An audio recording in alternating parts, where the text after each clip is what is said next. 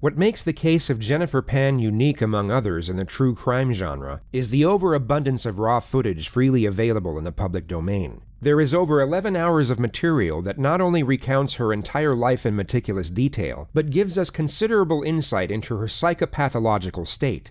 Jennifer herself will narrate her own story in this video, which is the reason the following lead-up segment will be condensed, as a brief outline is all that is needed before delving into the extraordinary mind of this individual. Jennifer was born in Markham, Ontario, where she was raised with her older brother in a middle-class household. Her parents, Beek and Han, were originally from Vietnam, and their method of parenting was strict. Very strict. What some might even class as authoritarian. Success and achievement from their children were seen as outright obligations, whether it be in academics or extracurricular activity, and some might argue these expectations took precedence over the well-being of the children themselves. Jennifer initially took the imposed pressure in her stride and put everything she had into figure skating. She had exceptional talent, and at one point was expected to compete in the Winter Olympics, but she suffered a serious knee injury at the age of 14 and was told she could no longer compete. Her dreams were cut short, but of more concern was that her parents' expectations now had to be met through the more traditional route of education. And the issue was that Jennifer wasn't anywhere near as academically gifted as she was athletic. She was averaging a C- when her parents wanted straight A's. So rather than communicate with them, she decided to meet their expectations under false pretenses and began faking her test results. This led to her faking her end-of-year report cards, which eventually led to her faking a high school diploma, and then a university acceptance letter to study pharmacology. In the abstract world of her parents, Jennifer was on her way to a noble and well-paid career in medical healthcare, when in reality, she was a high school dropout living with her drug dealer boyfriend, whom she had been dating in secret for almost 8 years. She was eventually found out in 2010 when her parents discovered she had been living a double life, and was then given an ultimatum. At 24 years old, she had to choose between one of two options. Option one was that she had to live at home under a strict regime, cease all contact with her boyfriend, and only leave the house to go back to school and pursue an education. Option two was that she could do whatever she wanted, but she would then be disowned from her family. She could never return home, and all financial support would cease immediately. Jennifer evidently decided neither option would suffice, so she created option number 3. She had her boyfriend arrange a mock home invasion, where 3 of his acquaintances would enter the Pan household and stage a robbery gone wrong. The 2 instructions were to first ransack the home and then murder the parents. The planned date was Monday the 8th of November, with the scheduled time being roughly 11 p.m. Jennifer would unlock the front door, and 3 figures were caught on a neighbor's surveillance camera entering the home at 11:05. They were then seen running out just under 18 minutes later. It was at that exact time 911 received a call from the same household.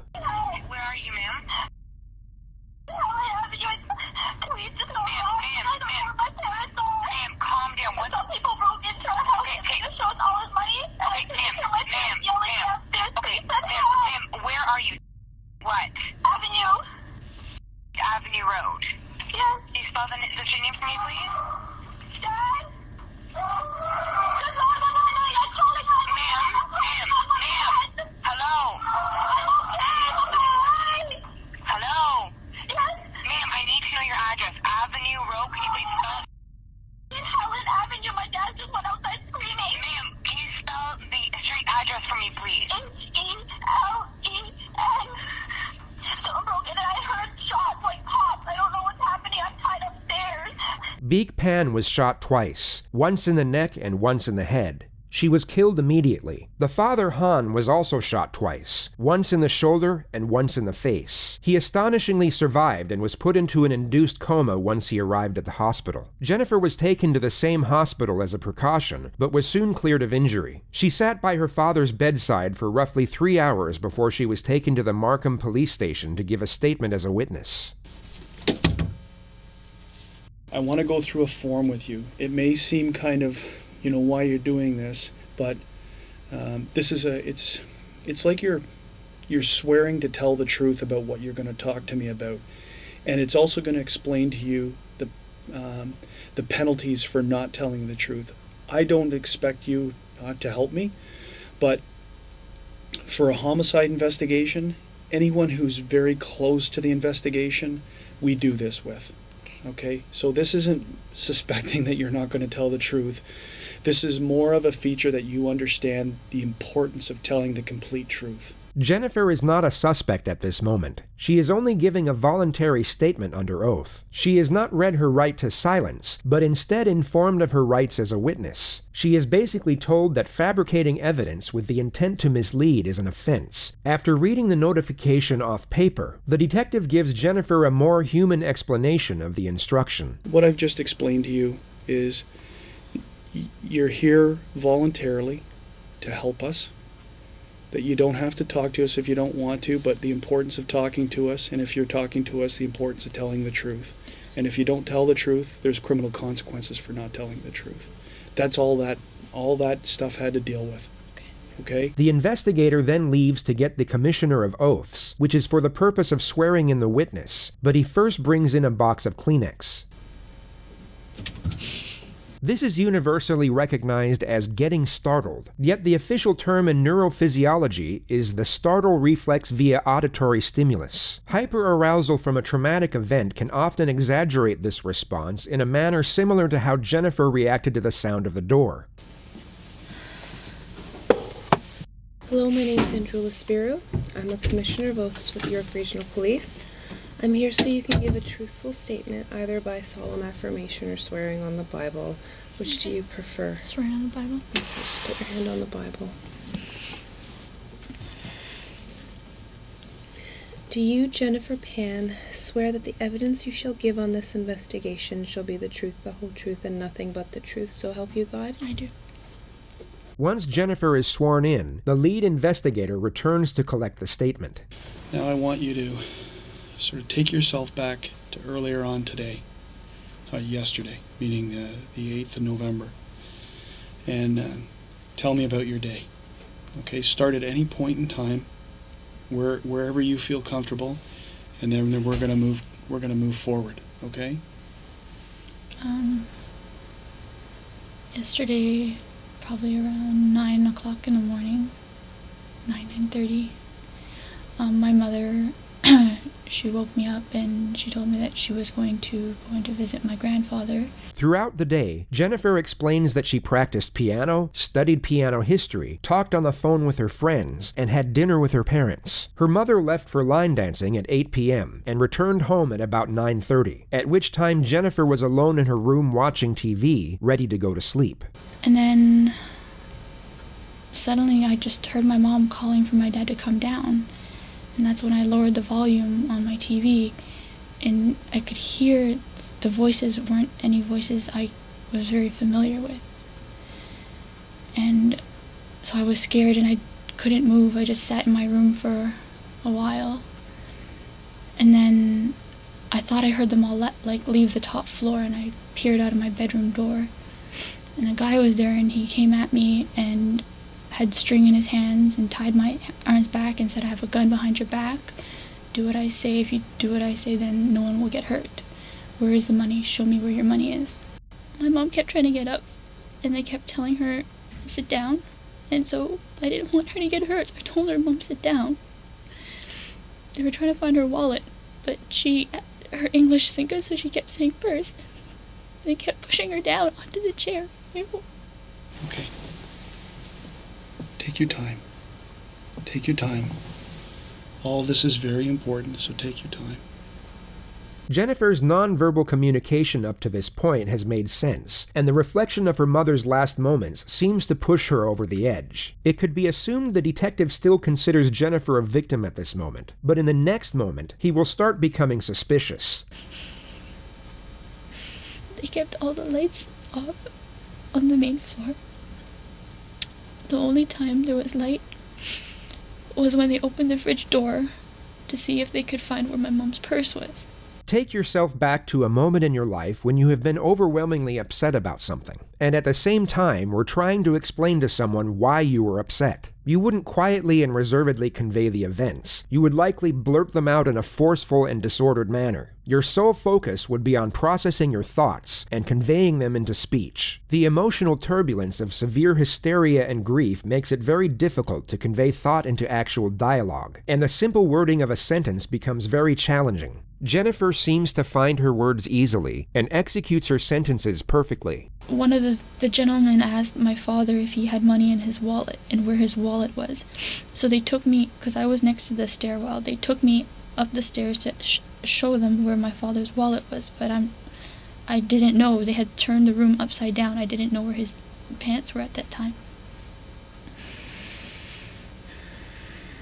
The intruders retrieve $1,100 from the master bedroom and then tie Jennifer to the upstairs banister. Next thing I know, I think I heard my parents going down the stairs, and my mom was asking them for me to come with them.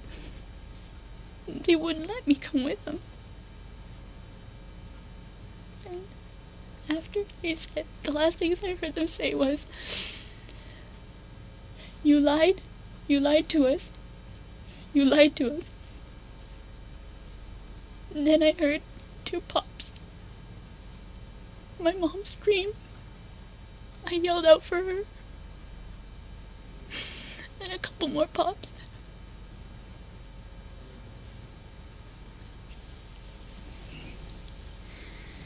Take your time. Take your time.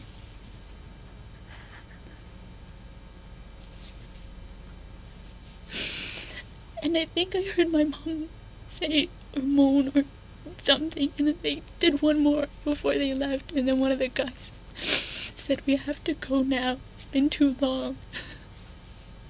And then they ran out the door, and I think once they were out the door, I heard my dad go up the stairs, and at that point... Jennifer has clearly gotten her story straight beforehand, yet in the next moment appears to realize how unusual it is that she was able to make a phone call when her hands were tied behind her back to a banister. She hesitates, stutters, and even looks to the detective for approval twice before she quickly moves on. I had my phone on me, behind me, that I had hidden there that they didn't know about.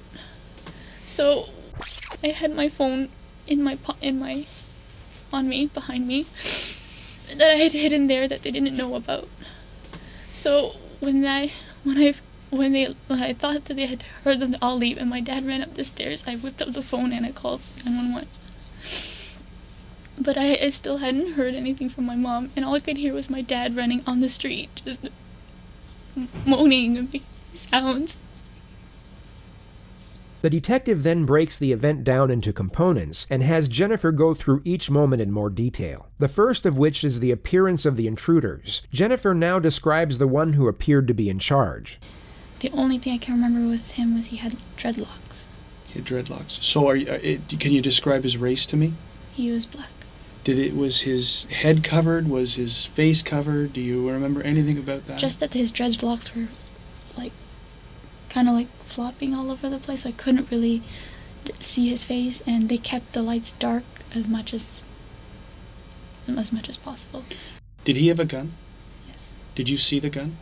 I only saw the top part of the gun. What did it look like? It was black. Yeah. Do you know where the other guys involved in this are? I know one stayed with my parents downstairs. Okay.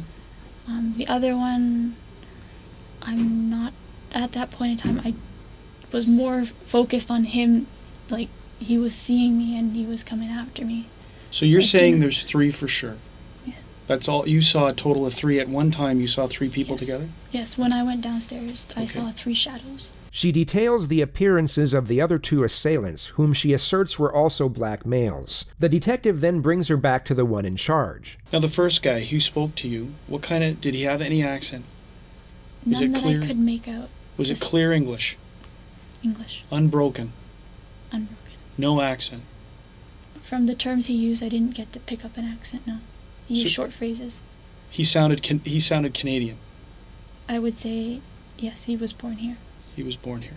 She asserts that the second intruder didn't speak, while the third had a Caribbean accent. She then goes on to say she was taken downstairs for a brief moment and saw her parents under guard in the living room. Her father was asked where his wallet was, and he told them it was in the master bedroom. Jennifer was then taken back upstairs alone with two of the assailants to help them find it. They don't find the wallet, but instead retrieve a pile of cash from inside the nightstand. Jennifer was then tied to the upstairs banister and left alone as the intruders went back down. And the next thing I can hear are them telling my parents to move to the basement.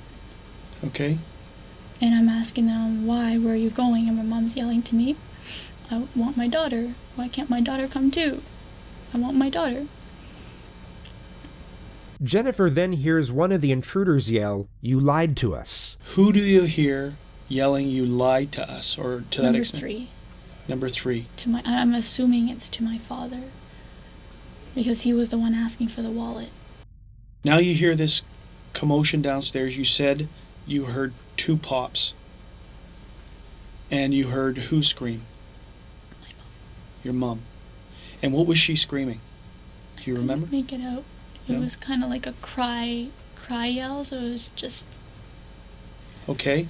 They had made the first round, or pop, and they had said, okay, that's enough.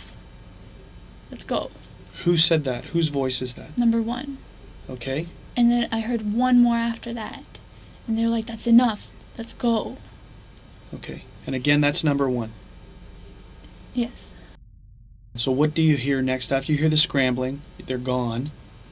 Because you're hearing no more. I gather that's how you assume they're gone, is because you don't hear it. Then you hear your dad. I reached for my phone at Okay. that point. And you call 911. Okay. When your father exits, you hear the door open. Because you hear your dog, and then you And then I can hear like the outside noises. Okay. Like the wind coming in, and I just hear my dad, I think he's...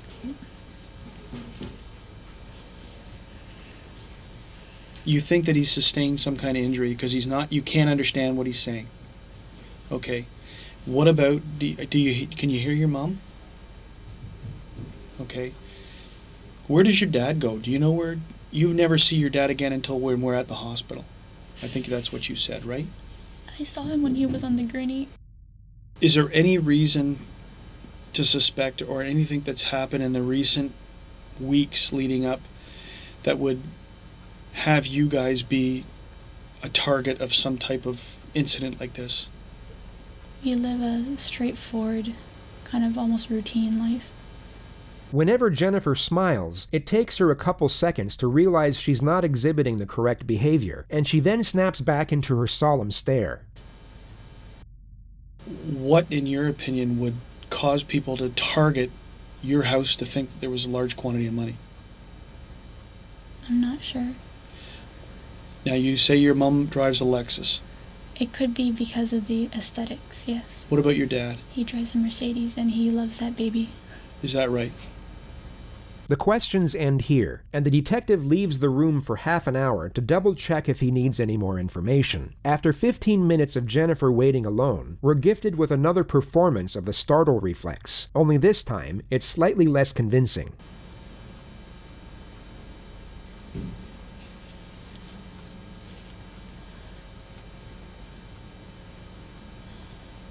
If investigators were certain of Jennifer's innocence, this would have been the first and last time she would have been questioned in such a manner. Police are extremely careful in how they involve victims in investigations as to not cause further unnecessary trauma. But on this particular occasion, it would come as no surprise that Jennifer's psychological well-being was of less concern. She was officially still a victim and witness, but unofficially a leading suspect. She was called back in to give another statement just 2 days later at 9 a.m. She was told the reason was to collect more details, but you'll notice that the line of questioning and the answers they attain have little to no use for anything outside of Jennifer's culpability. The actual reason for this second statement is to collect further information to use against her at a later stage. In this interview alone, they already start the process of cross-examination and start to catch her out in previous lies. Jennifer is still a witness at this moment, and the exchange is void of any direct confrontation. Yet she is still put under a modest amount of pressure, and the holes in her story start to become ever more apparent. Take that first interview that we had which was, you know, hours after what had transpired.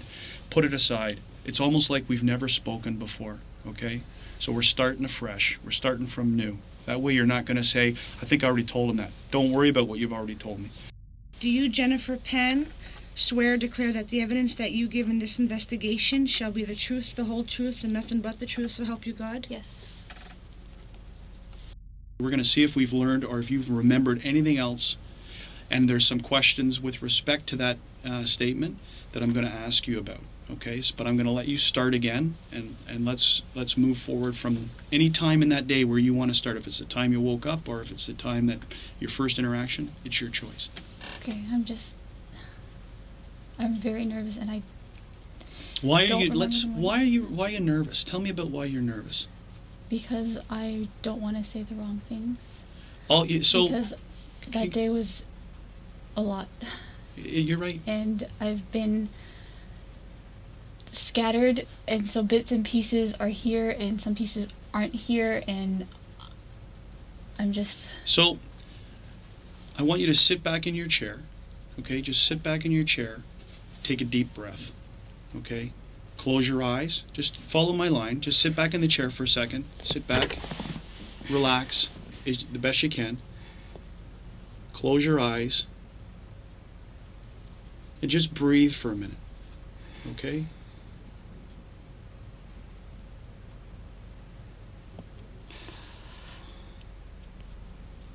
The most curious detail you've probably come to notice is this. It's known as a self-pacifying gesture. A person who does this is most often uncomfortable and sometimes fearful of what lies ahead. It's a coping mechanism to dissipate stress and afford self-assurance. What I can remember is when I woke up, I had some breakfast. She practices on the piano, studies piano history, plays games on her phone, and speaks with her friends on Facebook during the morning hours. Her mom leaves to visit her grandfather at around noon and returns at 3 p.m. to prepare dinner. Her father comes home at around 4:30 from work, and dinner is served 1 hour later. Her mother leaves for line dancing at 7, then returns at 9:30. Jennifer at this point is in bed talking with her friend on the phone, and her father is in the computer room. She then hears her mother loudly call out to her father. What is she saying?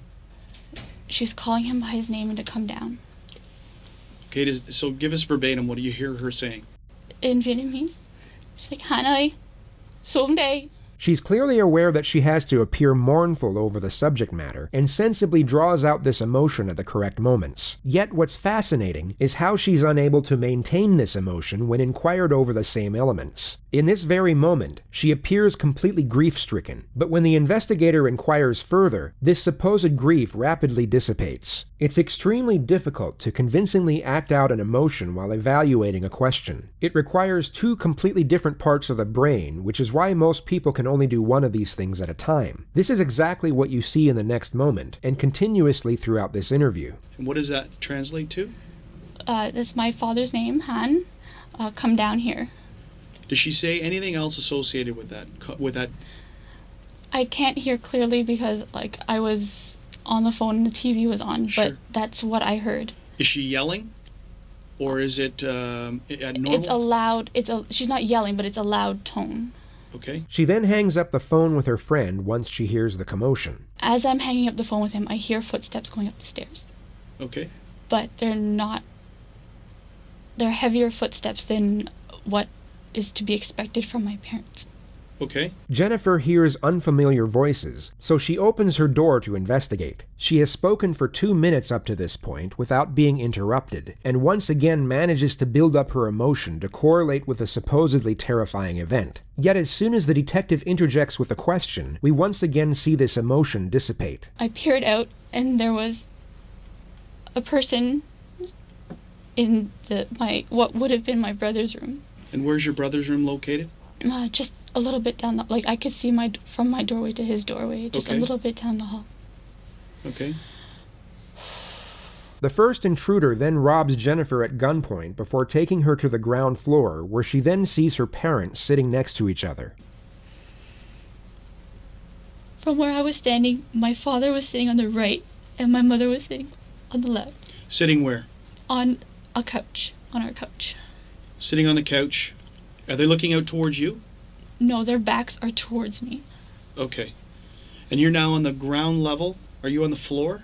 Or on the I'm sitting on the stairs? floor. I'm sitting on the floor. All right, where are your hands?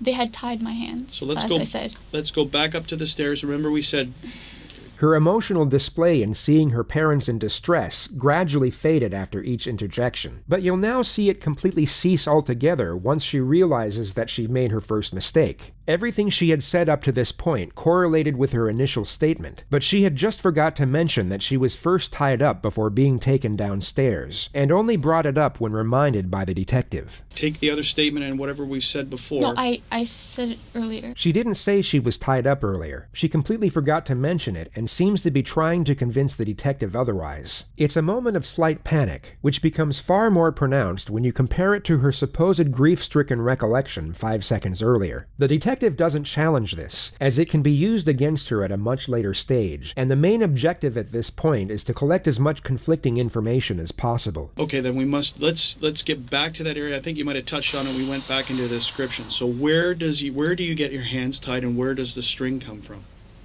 I'm not sure where the string comes from, but he had the string. Okay.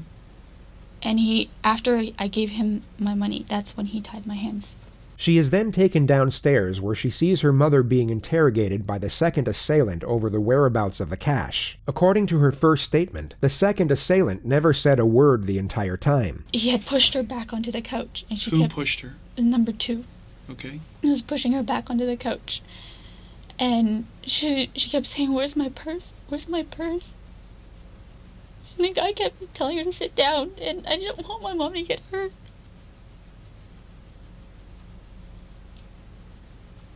How many times does she get up and get pushed back down?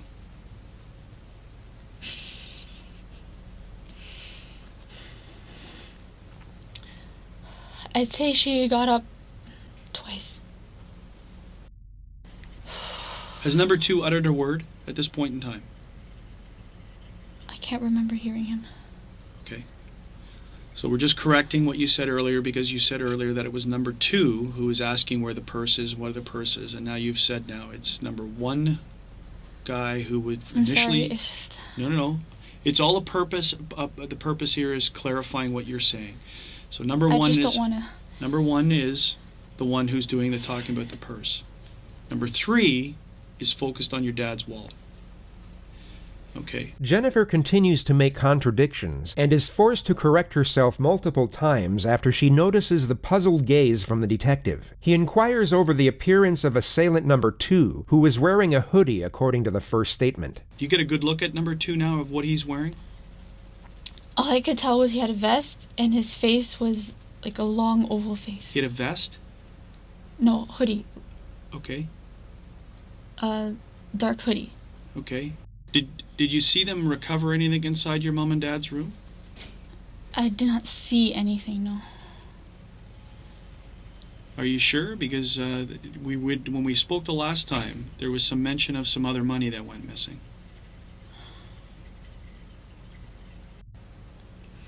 I believe when they were looking for my father's wallet, they had opened the drawer. And it was in an envelope. What drawer would that have been in? If you're at the doorway where I was standing, on the left side, the bedside table. Whose side of the bed is it? That's my mother's side of the bed. Okay. More than likely a total coincidence, yet she almost appears to be praying that she gave the correct response. Fortunately for her, she was correct on this occasion. And approximately how much money?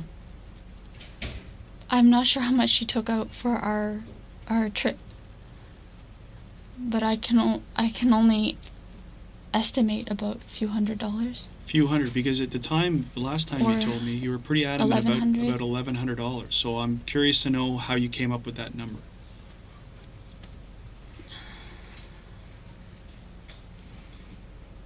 I believe because when we were at the border, we stopped at the duty free. My mother was deciding whether to use her U.S. currency or her U.S. currency or her Canadian currency. So it was at that time you remember hearing $1,100, and is that the inference you're saying? Is that because you're pretty solid saying that it was $1,100 that went missing, that was taken, and that you saw it when we spoke. And who took it? Who took possession of the money? I'm sorry. It's all right. The detective lets the contradiction slide once more. Jennifer is then brought to the moment where the intruders had just left and she is tied to the upstairs banister. Let's come back to now. You're being taken to the banister in the upper. Sorry, I Don't remember. apologize, okay? I'm going to try and ask you questions to try and clarify points, okay? If you don't remember, you don't remember. Okay, so there's no apologizing. The only reason you would apologize to me is if you've lied to me. No. Okay, No, it's so just then in this case, then don't apologize to me. It's okay. Okay, I'm going to ask you questions to clarify points. Okay. You're now bound to the railing. Can you show me, can you stand up and turn around and tell me, just show on the camera, how your hands are bound?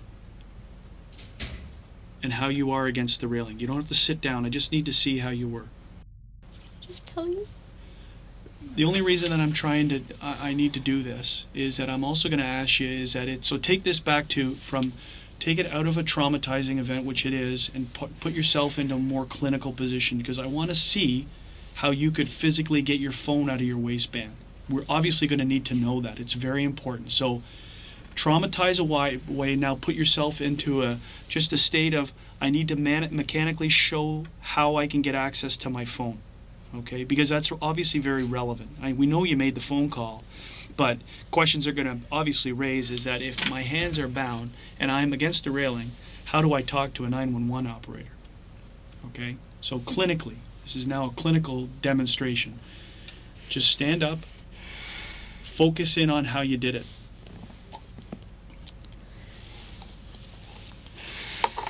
And I want you to stick that in your waistband as an example. Okay, so just take your sweater off, because this will be a very smooth, very quick thing. It's a one-time demonstration. I'm not going to ask you to repeat it. The two critical parts of this demonstration are where Jennifer states she was tied, and the movement of her arms as she takes her phone out of her pocket. The investigator is hoping the mechanics of the two components would be illogical and contradict each other. They tied my upper arm Yes? around the banister, Yes? but my hands were bound together. So your hands bound together, and this is the arm that's the strings wrapped around against the banister? Mm-hmm. Okay, so now how can you get to the phone? And how do you make the phone call? Whether it be a stroke of luck or that Jennifer had prepared for this moment, this actually made sense. Had her arms gone left or the point of restraint been below the elbow, none of this would have been possible. It's perhaps the single moment where Jennifer's statement was somewhat beneficial to her defense. We know Jennifer was tied up when police arrived, but the assumption was that she had her phone in her hands the entire time and wouldn't have had to retrieve it from her waistband. She can now argue that this portion of her testimony is genuine. 911? Mm-hmm. And do you talk down like that? Yes, I'm yelling at the phone like this. And how can you hear? I turned the volume on max. Yes? So that's exactly the way that you're talking to her against the railing. Mm-hmm. Okay, that's good enough. Sit down. Jennifer is then brought back to the moment just before she heard the gunshots. At this point, I started hearing my parents get up. And they're moving. And my mom's yelling, "Where's my daughter? I want my daughter. Where's my daughter?" And I'm yelling, "Mom, I'm here." Here. Jennifer, take a Kleenex and just take a minute. You'll notice that she doesn't wipe her eyes or blow her nose, just buries her face in the tissue, which the detective later testified remained completely dry. Okay. So we're now down in the basement. They're down in the, you know your parents are down in the basement. I heard pop. And then my mom, I heard her squeal. Multiple pops occur thereafter before she hears the intruders leave through the front door. Once the door closed, I heard my father. He ran up the stairs and all I could hear was moaning. Dad. Once I heard him starting to move, that's when I pulled out the phone and I was trying to call 911. This is untrue. She only realized her father was alive midway through the 911 call, and in that exact moment, you can actually hear genuine fear in her voice compared to her fabricated panic the moment before. Some people broke into our house. Okay, this shows all his money. Ma'am, where are you? What? Avenue Road. Yes. Can you spell the street name for me, please? Dad? Ma'am. The final part of this statement is collecting information to set up the main strategy for Jennifer's interrogation that will take place 10 days later. They go through Jennifer's past and gather intel to lay the foundation for what's known as the how and why solution, which will be explained in further detail at a later stage. What I want to do now is I want to go into your past, okay? And start talking about things that have been going on with you. The detective now morphs into a therapist, and what's fascinating is how Jennifer doesn't once question the new line of inquisition. Many argue that it was the first time Jennifer was even asked about such matters, giving reason for her willingness to open up. This may have been the first time in her life she was able to process her frustrations and vent to someone who appeared to care. The first topic is her parents, and the expectations and pressures she was under to succeed, which led to her faking her grades and then her college degree as to not be a disappointment. How did you feel about that? How did you feel about having to lie to your parents? I felt guilty, but every time I tried to bring it up, there was just so much expectation. Did you have any resentment towards them for this? I chose what I chose, but in the end I chose my family. She just referred to the ultimatum she was given by her father, the choice to live at home and go back to school, or be completely cut off by her parents and live with her boyfriend. Information gathering on Jennifer's past goes on for roughly 2 hours and 20 minutes. The detective then ends the exchange by putting her under some pressure. It's not a direct confrontation, but it's by far the most uncomfortable position she's been in up to this point. The detective subtly switches back to the home invasion and how the intruders were able to gain access without breaking in. Like you didn't hear a doorbell, you didn't hear a door knock, you didn't hear a door kicked in, you didn't. I was watching TV on the phone. I don't know how. Yeah, I know. We went over that back and forth. We don't know how. So somehow they got into your house by getting through your mom down on the lower level, right? Because she's the only one who's down there. She was the only one down there. So it's very confusing. Generally, random events are not, in most cases, random. There's a rhyme or reason why they've come to your house. But from what you've told me inside the house, the only thing that you hear them saying to you is they're looking for money. They're not looking for a specific quantity of money? No. So you're telling me that you had no involvement in what happened, meaning not saying how the outcome came, but you had no involvement in any type of illegal activity that would have drawn you or the attention of you to have bad people come to your house looking for large sums of money. You're not involved in this any which way. Because the question obviously stands, Jennifer, is you're upstairs and they're downstairs. No. Right? So it's a natural concern why would they leave you alone? Why would they not do the same to you?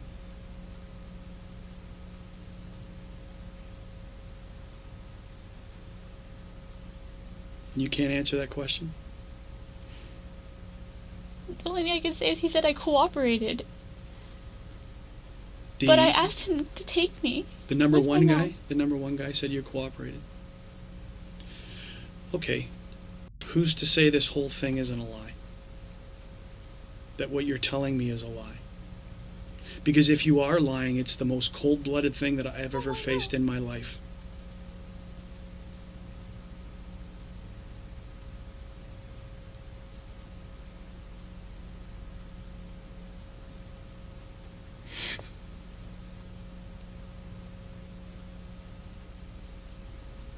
There is nothing that you've said to me today is a lie. Now, back to another very difficult question. But if I don't ask it, it's an obvious one. The resentment that you may have had towards your parents for the interference in your relationship and your life and essentially locking you down in your house. At the end of the day, I love my parents and I chose to be with them.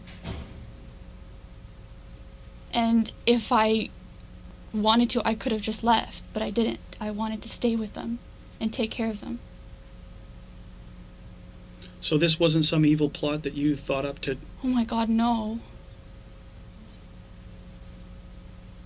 No interaction, no belief, you didn't have anything to do with this thing at all, whatsoever. No. You don't engage in illegal activity? No. Because you know that it will be a very easy thing to discredit you on, right? We're in the process of trying to add credibility to what you tell us, and that's through the process of asking people and doing whatever. Through that same process, it will be very easy to find the flaws in what you've said, which again then turns the focus back to you.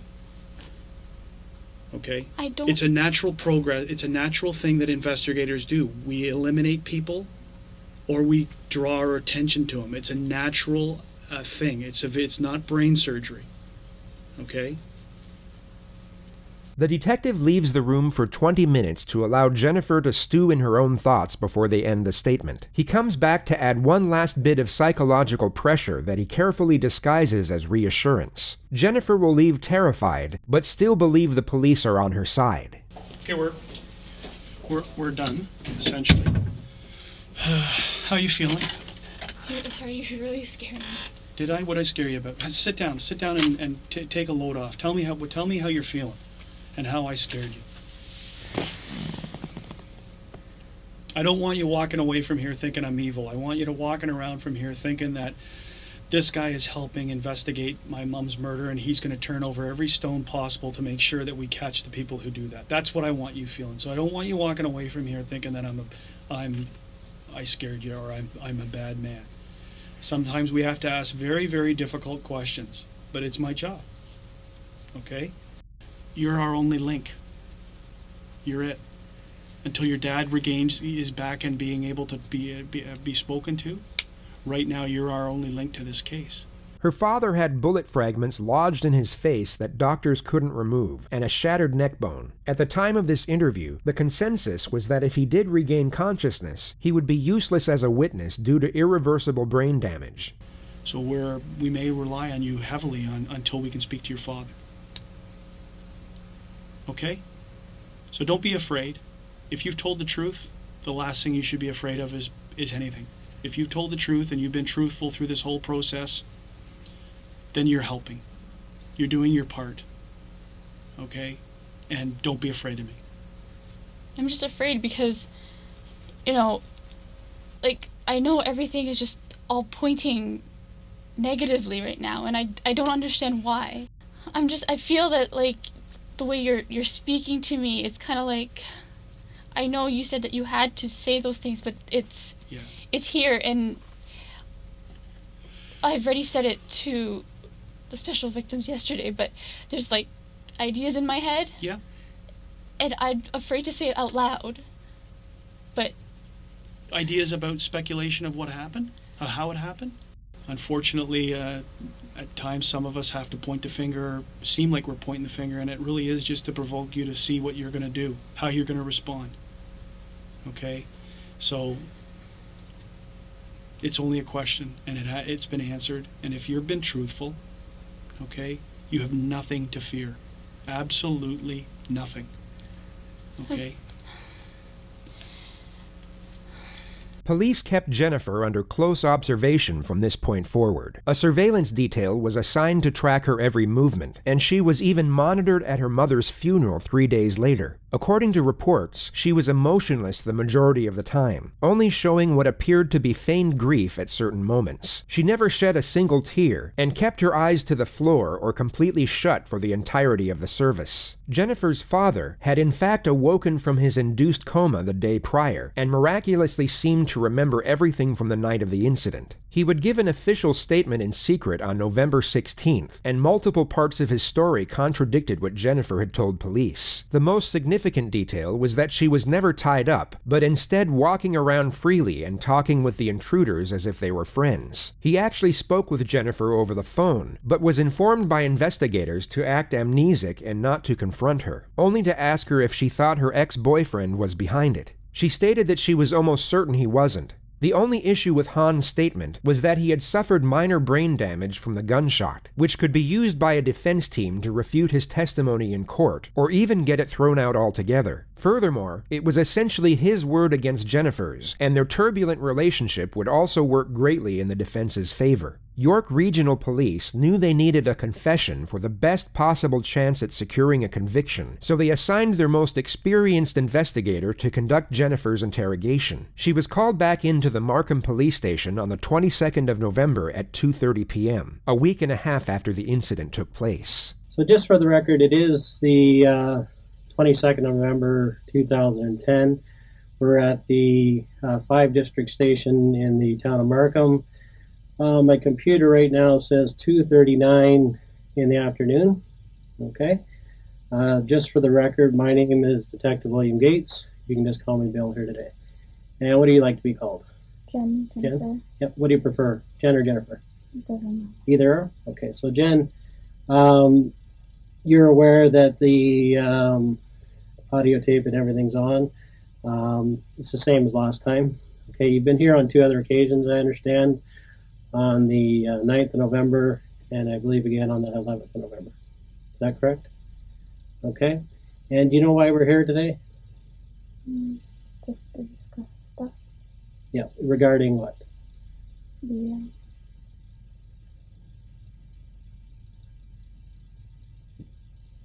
what happened at my home. Okay. And as a result of that home invasion, your father, Pan was actually shot, and your mother, Pan, was actually killed. Is that correct? Yeah, you'll have to speak up a little bit just so I can hear you. Sorry, yes. Okay.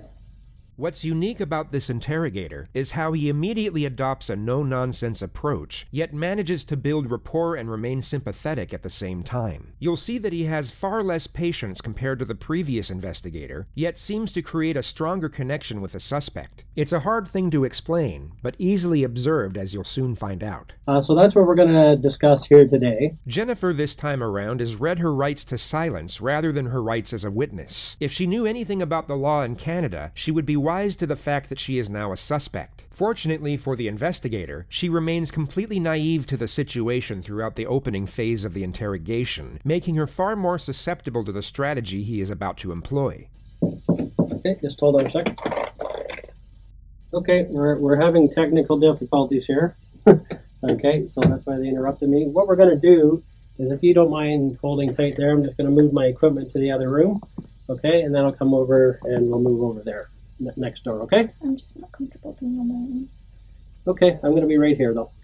Okay? With respect to interrogations, it's common knowledge that the psychological manipulation begins before a single word is spoken. The physical layout of the room is designed to accelerate the sense of discomfort and isolation, and it's fascinating to observe how each interrogator has their own unique methods of setting the tone. Knowing how this interrogation plays out allows us to realize this detective's procedure. The considerable distance between him and the suspect will keep her relaxed enough to be influenced by Phase 1, but this same distance will intensify the pressure once he eventually closes it during Phase 2. You'll notice this detective is slow with his first strategy, but swift with the second. He takes his time in building trust and establishing rapport, yet once this initial connection is secured, the transition to aggression will be abrupt and ever-increasing from that point forward. Jennifer takes a seat in the room 15 minutes since she was first informed of her rights. It's important to note that she is still free to leave at any time at this point. She is unknowingly a suspect, but not under arrest.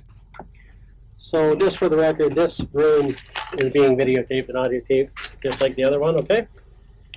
And I'm just going to grab my chair from across the way, okay? Okay. The detective goes through Jennifer's history of teaching piano and her earlier years of high-level figure skating, which was cut short due to injury. If you didn't get injured, would you still be doing it? I hope so. Yeah. Okay. So that's nice. And did you, as far as that, did you do like competition skating or? Okay. And how did you do with that? It wasn't at the top of the pack, but just the middle average. Yeah, sounds good though. But you did actually enjoy it. It was more than just going for competition. You enjoyed actually doing it. I was petrified of the competition. Okay. All right. Do you have any students right now? Or? No. Okay. And why not? The students I were teaching, they went to high school and lost interest. Okay. Yeah, too big for piano. Yeah, I took it in grade school too, but I think I went to grade 7 in it, I think. When I was in grade 7, I stopped taking it, but I still remember Swans on the Lake. I know how to play that, that's about it. The detective then goes through Jennifer's work history as a server before touching on her future plans in education. Jennifer mentions that she plans to go by her parents' wishes and pursue a career in healthcare, at which point the primary strategy is initiated: the how and why solution. The detective gradually begins to shift the blame away from the suspect and onto another set of circumstances that prompted the suspect to commit the crime. He starts developing a theme that will afford her a psychological justification in doing it, and this theme will be further established as the interrogation progresses. It starts off subtle so that she remains oblivious to the agenda. Now, if you could pick any job yourself, I'm not talking about anybody else, but if you could pick for yourself, what would it be? I'm going to be a piano teacher when I come home. But in the daytime, I'd like to have a simple, maybe like a lab technician job, just work 8 hours a day, and then come home and teach piano. Okay. This is an answer the detective was hoping for. Jennifer's preferred career choice is at odds with what her parents wanted, so he now builds on the concept of the overly controlling parent and the unfair limitations it causes the child. He then links this concept with the subject of Jennifer's boyfriend and how she was kept from seeing him. Now, eventually you were discussing Daniel. What happened with that relationship? I hid it from my parents at first. They didn't agree with me having a boyfriend. Okay. And once they found out, they didn't like the fact that he was of mixed race. Okay. And they told me to stop seeing him. Okay. And how did that make you feel? That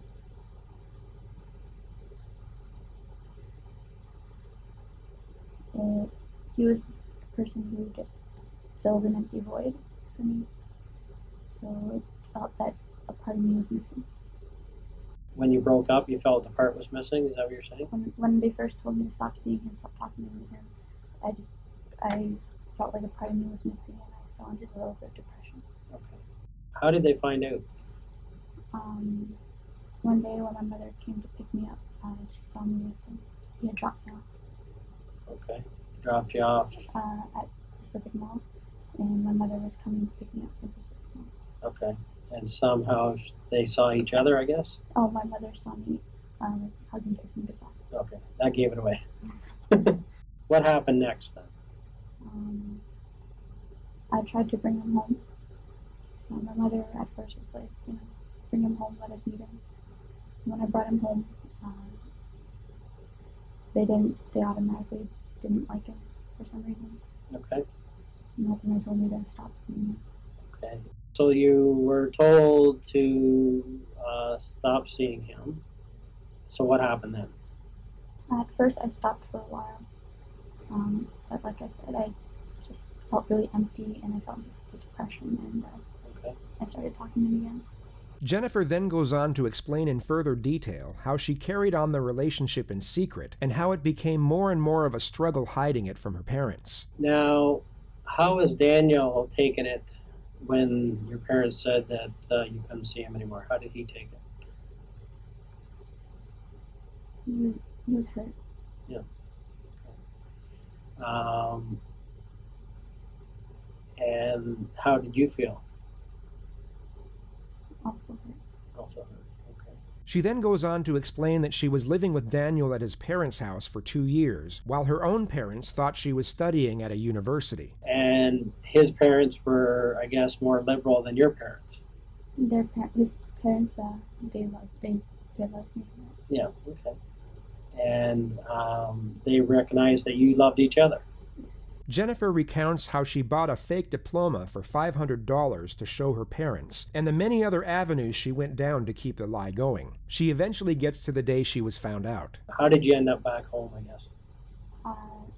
They called up my friend, who I said I was staying with, in the middle of the night, and she was groggy and forgot what day it was, and so she's like, "Isn't she home?" And I wasn't home. Okay. She messed up.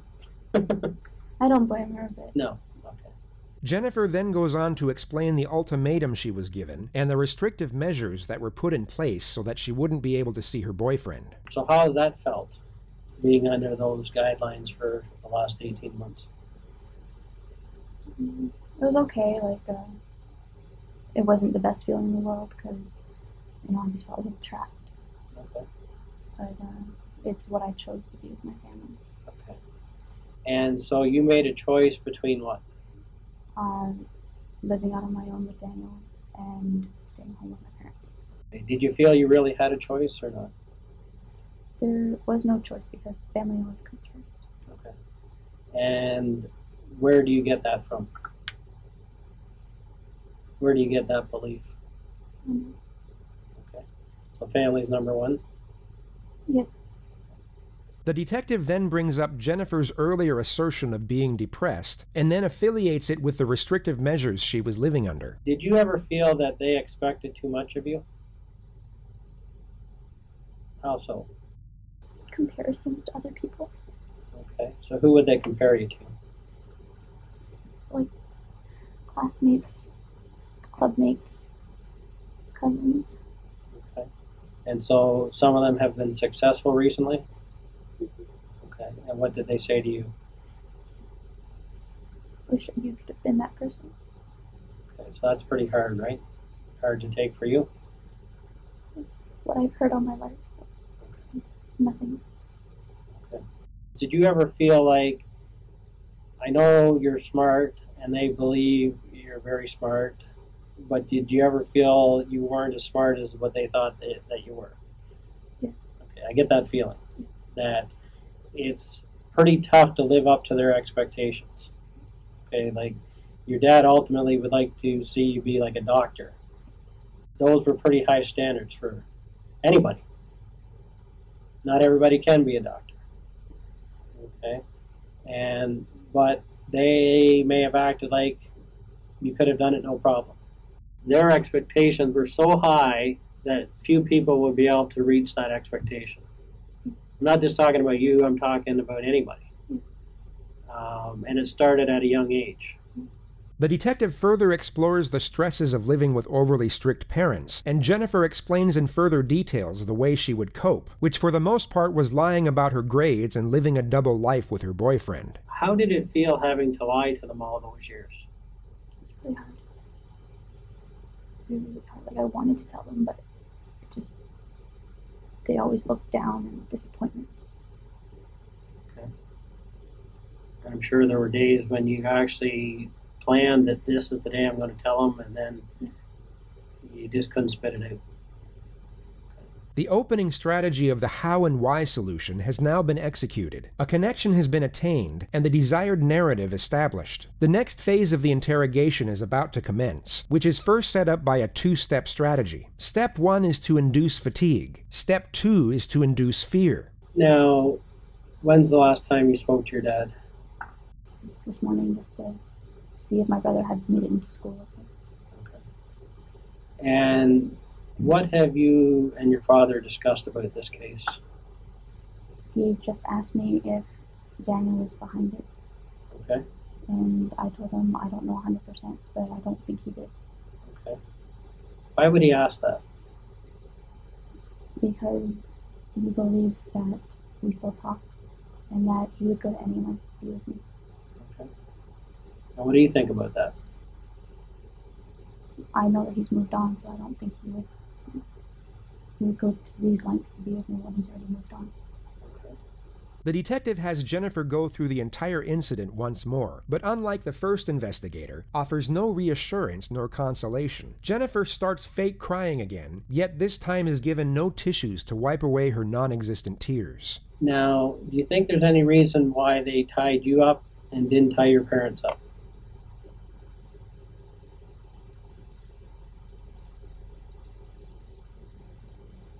I don't know. Does that seem odd to you? Why does it seem odd? Because I was away, up here separated from them the whole time. And does it make sense that they would leave a witness behind? If they were going to kill somebody? Does that make sense? I guess Just thinking about it. But it makes sense for somebody that was going to kill somebody to leave a witness behind that could describe them. Does that make common sense for killers? it's not. What do you think? Mm-hmm. Do you think that was a mistake they made then? I don't know. They kept saying that they're running out of time, and it just. It doesn't take a long time to kill someone, though, does it? I know. I don't know. Jennifer's dramatics intensify as the discussion of the home invasion continues. She's trying to give off the nonverbal cue that she wants to move past the incident. The detective doesn't respond, but continues to go over the different stages of the night in more detail. He jumps from the beginning to the end to the middle, back to the end, and then back to the beginning again. None of this is for the purpose of information gathering. He is inducing mental fatigue as to diminish Jennifer's critical thinking. This is often done before a direct confrontation, as it can diminish the suspect's ability to consider the long-term consequences of a decision. Jennifer will get stressed and tired, not because she is traumatized by the event being recited, but because it's exhausting keeping up such an act when it's not genuine, and this performance eventually starts to dwindle and becomes gradually less convincing. How did the conversation end with Ed? I heard my mother calling for my father. Okay. And then what? Have to go through this again. Okay. When you went to bed, was your mom home yet? She'd just gotten home, and I went down. I told Ed I'd be right back, and I went down. I said hi to her, and I went back up to my room. Okay. Were you injured at all during the whole process? Not really. Okay. Not really anything? Step 2 of the confrontation setup will now commence. The detective employs what is known as the futility technique. He will tell Jennifer that he has an abundance of resources at his disposal, and even fabricate much of what he asserts. He's indirectly telling the suspect it is useless to resist due to the overwhelming evidence against her. Now, the reason why I'm here today, okay, is that I'm an expert, okay, in what we call truth verification. I talk to thousands of people, okay, and I basically know when somebody's not being straightforward with me, okay. I can tell by the language they use, how they answer the questions, their body language, how they treat the question, that something's wrong here, okay, this doesn't make sense. The detective then gives Jennifer an 8-minute narrative on police tactics and forensic technology, some of which is embellished, but for the most part true. He then asserts that police are able to use infrared satellite imagery to see the occupants inside a household. This is entirely false. And basically, if people are moving around in a house, it's like an x-ray, okay? And basically we're able to tell, you know, are those movements, are those actions, that number of people consistent with the story that we've been told? Are the people in the positions that the witnesses are telling us they were in? Or are they different? Okay, and if they're different, why are they different is what our question becomes, right? And so at the end of the day, okay, there's so many resources available to me that at the end of the day, I'm going to know if a person's telling me the truth or not.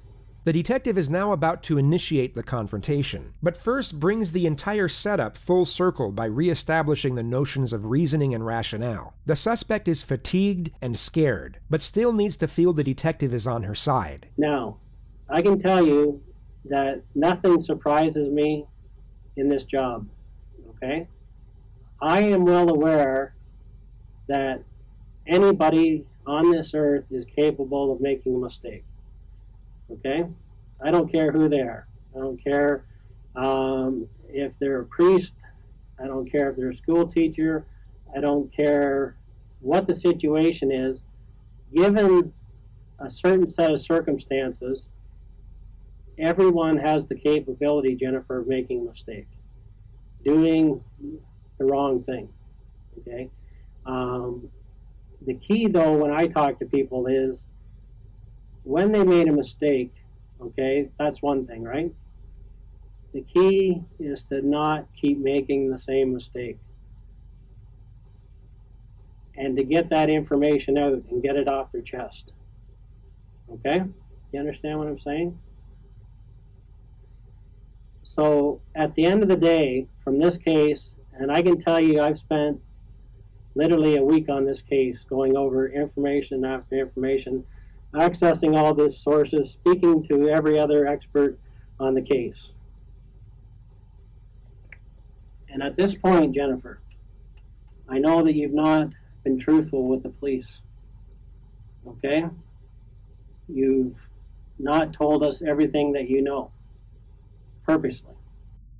You've spent a considerable amount of time in the last 7 years telling half-truths. And I can understand why, okay? You've had a tough life. What's happened to you, to me, equates to abuse. And all the stresses that you've had and forced to lie, I can understand why you did it, okay? But you're in another situation here where you're under another tremendous amount of stress. And it doesn't feel good inside, does it? It breaks down the person that you are. Because at the end of the day, you're a good person. I know that. You've got a good heart. In this case, though, you've made mistakes, okay? And you're involved in this. I know that, okay? There's no question about it. The only question right now is, are you going to keep making mistakes?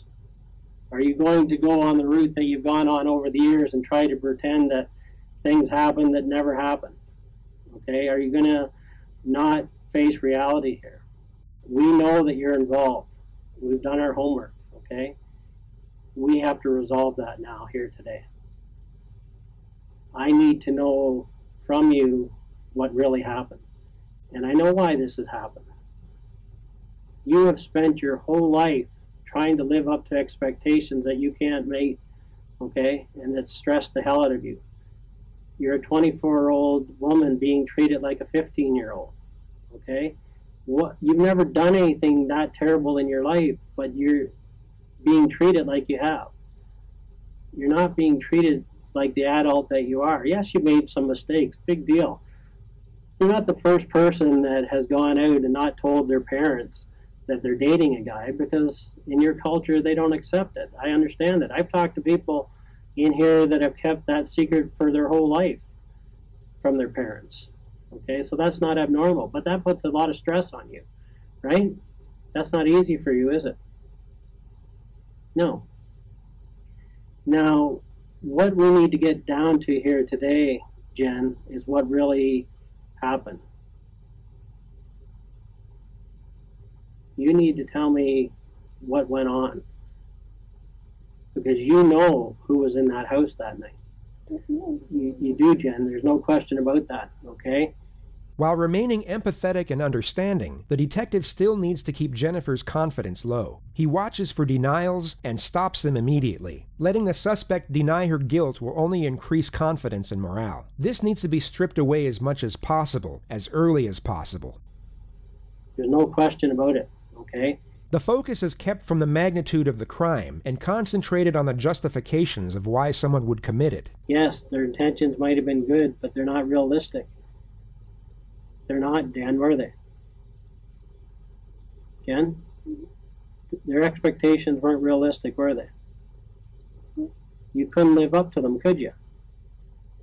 You tried to. Right? Am I right?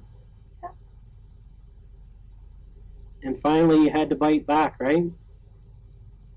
You had no other choice. You felt like you had no other options. This is Canada.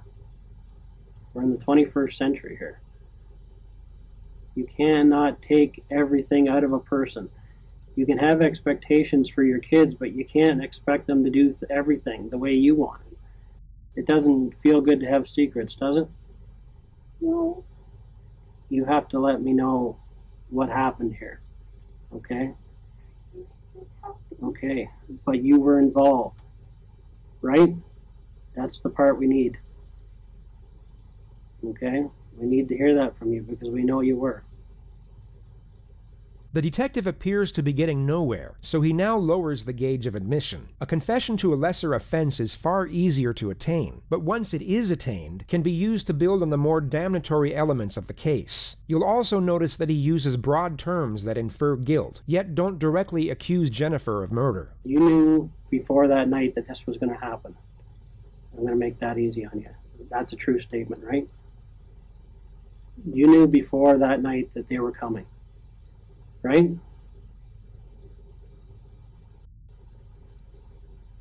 Jen? It's not worth it anymore. It's hurting you. She seems to be on the cusp of giving some form of admission, yet wants reassurance as to what it means for her own sake. She asks this question 9 times throughout this interrogation. It's one of the few things investigators can't actually lie about, as it's been used countless times in the past to get a case thrown out under misdirection. They can avoid the question, yet they can't afford any false promises with respect to sentencing. I need to know the details. I can't even say. But I can tell you one thing is that we already know, so you can't change that. Why did it stop? I know you did. But it got too far ahead of you, right? You didn't think this far ahead, did you? But once they started, once they came in, you couldn't stop it, could you? Could you? Jen? I wanted it to stop. I know. Why didn't they stop for you? I didn't know who they were. But you were part of the planning, right? You have to tell me that part, and then we're going to work through it together. Do you know what I'm saying? You didn't want this, you wanted to stop it. You have to prove that to me now.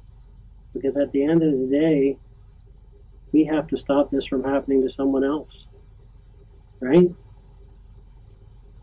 What happened to me? Jen, we're going to have to deal with it one step at a time, okay? I'm going to be honest with you. I need to know what you did.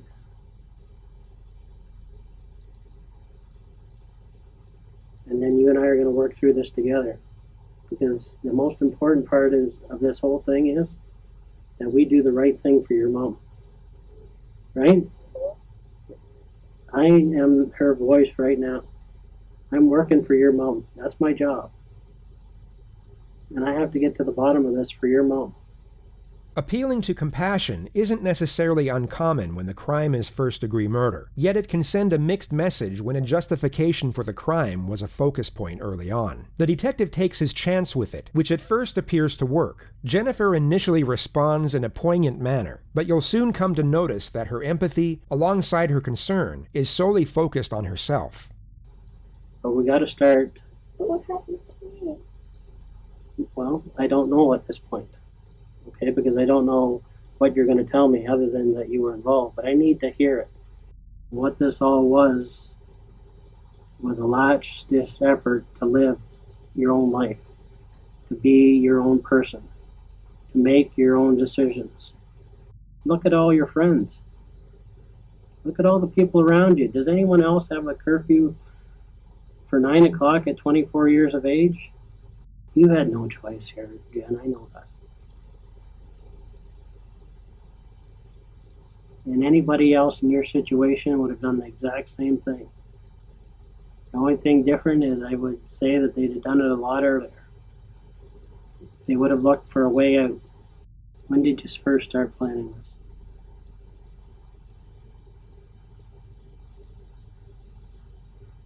When was the final straw? What was the final straw? So that's what this is all about. Do you want to be a good person here? Jennifer knows exactly what questions to answer and what ones to ignore. Anytime a question is non-incriminating, she gives a response. Yet when they are incriminating, she remains silent. She is no doubt feeling the pressure, but still very aware of the situation and the potential ramifications of her words. Okay. And you know when a good person makes a mistake, they have to face that mistake, right? Right?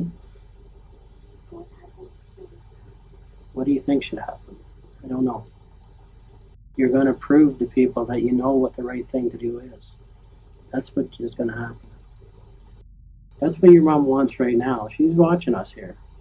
She's wondering, is Jen going to make the right decision here? Is Jen, after all of this, going to come out on top doing the right thing? I'm here for you, Jen. I'm here for your mom.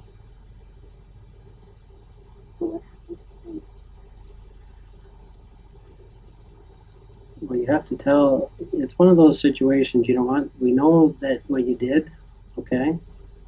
But you have to be able to explain to me what happened, okay? I can't tell you what's exactly going to happen to you. You just have to be brave here. You have to be brave.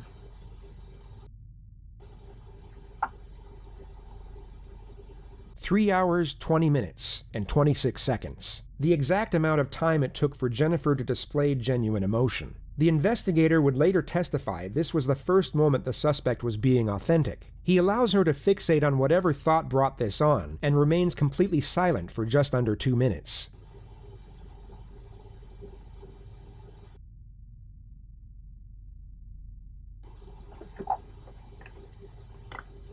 Sorry, aren't you?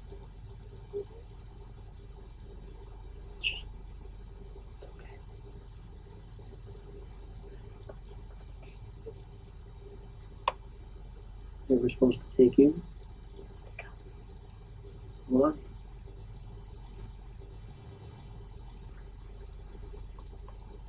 So you were supposed to take the whole family out? No, just me. What went wrong? The detective now has one foot in the door. It's not an outright confession, but Jennifer has now admitted to planning the home invasion all along. And although she asserts that she was the intended target while her parents were meant to be spared, the information she has now given is enough to place her under arrest. Jennifer is no longer going home after this interview. The detective now presses for more information on the amended storyline. It's essentially step 1 of day 1 all over again, but from a more powerful position. He knows she is still lying, and now locks her into as many lies as possible within the new narrative. What happened? Why did it change? I don't know. Okay, what do you know? How come it was supposed to be you? I was a disappointment. Okay, you made mistakes, but nothing that couldn't be corrected. So who did you get to do this then? I don't know who he is. I just got his number. Okay, and what's his number? I don't memorize it. She skirts around the questions surrounding her accomplices and gives multiple fake names. She stated that she got the number of the supposed hitman from an acquaintance named Rick, and that she took everything from there over the phone. It becomes apparent she doesn't want to give up, or even mention her boyfriend, so for the time being the detective allows her to recount her amended narrative in the manner she pleases. So what did you ask him to do then? Come take me out and then leave. Okay. Why did they do it when you were, when your parents were there then? Never alone. In the nighttime. Okay. So that meeting you had with Rick, you told him what you wanted? No, I just said that I wanted, if he knew anybody who could take care of something that I needed. And he said what? Here's the number. Did he have the number with him that day? Yes. Okay. What did he say he would do? He was just like, let me take care of it. Let me do me. So he does come into the house, and you're the obvious only young girl there, right? Yes. Okay. When he came to your room, Yes. what discussions did you have with the guy that came to your room? The real discussions you had, not what you told us. Where was the money? And I showed him where the money was. Okay. But he obviously said, I'm here to do what you asked. He never said anything like that. What did he say? Just like hands behind your back. Did he discuss ways with you how he would do it? No. Did you request any way for him to do it? To make sure no one else was around. Okay. Why didn't they do it the way you wanted? I don't know. I asked them to take me with my mom when they took them away. It doesn't seem to make sense. I know, it doesn't make sense to me. Because I was supposed to be. Okay. Can you sit up for a minute, Jen? Okay, look at me. The detective wants an outright confession, and the second direct confrontation is about to commence. Only this time it will be a lot more aggressive, as he doesn't have to worry as much about the suspect locking up or requesting counsel. She is under arrest and going to jail after this interrogation no matter what. Look at me. Okay. What I do believe is that you went to somebody. And I do believe that night you paid them the $2,000. But what's not true is it was never for you. Okay, Jen, no. Okay, you went to this person and you asked them to do a job. And the job was for your parents. You asked them to do this job on your parents, Jen. Okay, let's be truthful. Okay, nobody's going to come there and get the wrong people. You made a specific request, and the job was for your mom and dad. Okay, nobody's going to come in there and do the wrong job. Okay, nobody's going to do that. They came, you paid, and they did what they were supposed to do. And the plan was for your parents. Me. Okay, Jen, you have to be honest about it. This is the only thing that's in contention here. Okay, you made the mistake. Okay, everybody understands. Everybody in this police department feels sorry for you. I can tell you that right now. Okay, because they've seen what you're going through. It's so obvious. Okay, that all this tension they put out. Basically, this is like a volcano. All right. And at one point, it was just too much, and you erupted, okay? And you made a bad decision, okay? And once you hired this guy, there was no turning back. Now, in the original story, you said that you hid your cell phone, okay? If it was for you, you wouldn't have hid your cell phone. That would have never happened. So it's in conflict. It's not hidden. It's just, I put it there naturally. Okay. It's what I naturally do. Okay, but you said on tape that you hid it there and that they didn't know about it. That's your language, not mine, Jen. All they wanted was so much success out of you, they were not even looking at you as a person. They were looking for a success story. Instead of just saying, whatever Jen wants is what's good for us. Whatever she's happy with. As long as she's happy in her life, I'm happy with it. If she wants to work at Eastside Mario's for the rest of her life, that's fine. If she wants to be a piano teacher, that's great. If she wants to continue figure skating, that's wonderful. Why would somebody shoot someone they didn't have to shoot? I don't know. I can't figure that out. And actually not shoot the person they're supposed to shoot? I don't know. That's what I'm trying to figure out. Okay, why didn't you tell us this that night then? Because I was scared. Scared of what? Telling the truth? Yes. The good thing about this is your dad did live. And that went against the plan.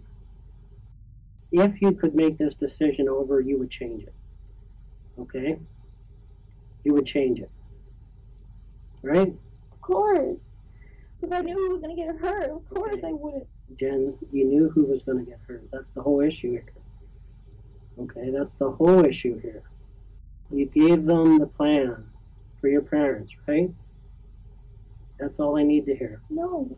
Jen, tell me what happened. I told you what happened. Okay, all of it.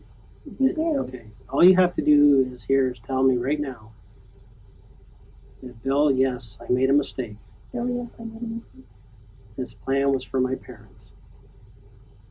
The detective gets no further admission from this point forward, so he leaves Jennifer alone for 3 minutes to play with her hair before he comes back and charges her with first-degree murder. Okay. I need you to listen close to me, okay, Jen? At this point in the investigation, okay, I'm going to be arresting you for murder, okay? Also attempted murder and conspiracy to commit murder. Do you understand that? Just have to tell me if you understand those charges. Just say yes or no. Yes. Okay. So what we're going to do right now is, do you have your own lawyer? No. No? Okay. Do you have a lawyer you would like to speak to that you know of? No. Okay. Would you like to speak to duty counsel?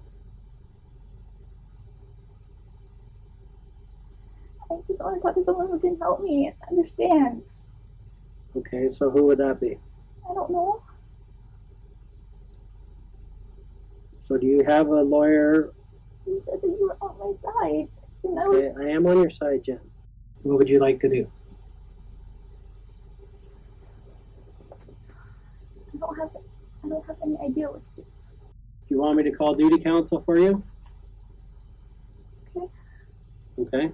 Or is there any other lawyer that you would like? I don't know what I need. Okay. So at this point, you wish to speak to duty counsel then? Sure. Okay. So what I'm going to have to get you to do is actually empty all your pockets on the table here. I'm going to make sure that they're making a call to duty counsel, and we'll line that up, and you can speak to the duty counsel in private, okay?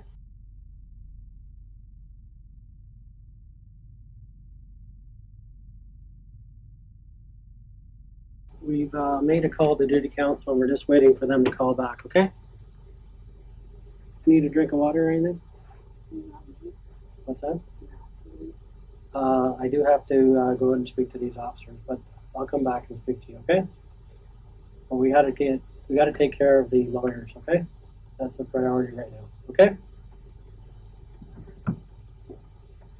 The next time Jennifer would see this detective would be when he testified at her trial. It began on the 14th of March, 2014, and Jennifer pled not guilty to all charges. Her interrogation tape was one of the more damning pieces of evidence put forward by the prosecution. Yet the most damning were the 116 text messages between her and her boyfriend in the 6 hours leading up to the murder. They thought using burner phones to communicate would cover their tracks, yet forensics were able to uncover the entire discussion just 1 month after the incident. They spoke in detail about how the crime would be carried out, and it was enough to convict them both, as well as each of the intruders who were linked to the crime via DNA evidence and witness testimony. They were all found guilty of first-degree murder and given a life sentence without the possibility of parole for 25 years. Jennifer Pan is now 34 years of age. She is currently serving her sentence at the Grand Valley Institution for Women in Kitchener, Ontario. She will be first eligible for parole in November of 2035.